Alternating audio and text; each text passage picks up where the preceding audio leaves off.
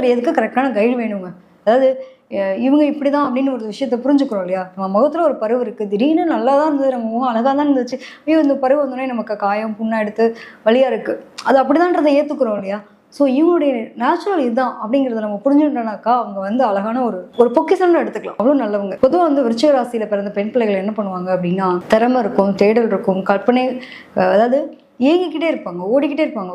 அது சோம்பேறித்தனமா அப்படின்றதெல்லாம் பெரிய, அவங்களுக்கு மனம் மட்டும் நல்லா இருக்கணுங்க. அவங்கள பொறுத்த வரைக்கும் அவங்களுடைய சென்சிட்டிவ் எங்கே, அவங்களுடைய மைனஸ் எங்கே இருக்குது அப்படின்னா அவங்களோட மனம் தான் மைனஸ். ஸோ அவங்களுக்கு அங்கே சந்திரன் நீச்சம் அடைகிறதுனால இவங்களுக்கு வந்து அன்புக்காக இயங்கக்கூடியவங்க. நீ கட்டின புருஷனாக இருந்தால் கூட நீ அன்பா 4 வார்த்தை பேசு, எனக்கு வேறு எதுவும் வேணாம், அவங்க கூட நான் செக்ஷுவல் லைஃப்பில் கூட நல்லா இருக்கேன், சந்தோஷமாக இருக்கேன்றதுலாம் அப்பாற்பட்டது. பட் எனக்கு வந்துட்டு என்னன்னா, நீ எனக்கான ஒரு டைமை ஒதுக்கு, என் கூட உட்காந்து பேசு, என்னுடைய மனசை புரிஞ்சுக்கோ ஏன் அப்படிங்கிறத அவங்க எதிர்பார்ப்பாங்க. நிறைய பேருக்கு வந்து பார்த்தீங்க அப்படின்னா, அந்த கரெக்டான லைஃப் பார்ட்னர் அமையறதுல பெரிய போராட்டத்தை அனுபவிக்கிறது யார் அப்படின்னா, விருச்சிக ராசியில் இருக்கக்கூடிய பெண் பிள்ளை. உங்களுக்கு நேர் 7ஆம் பாவம் எடுத்துட்டோம் அப்படின்னா கலத்திரம்.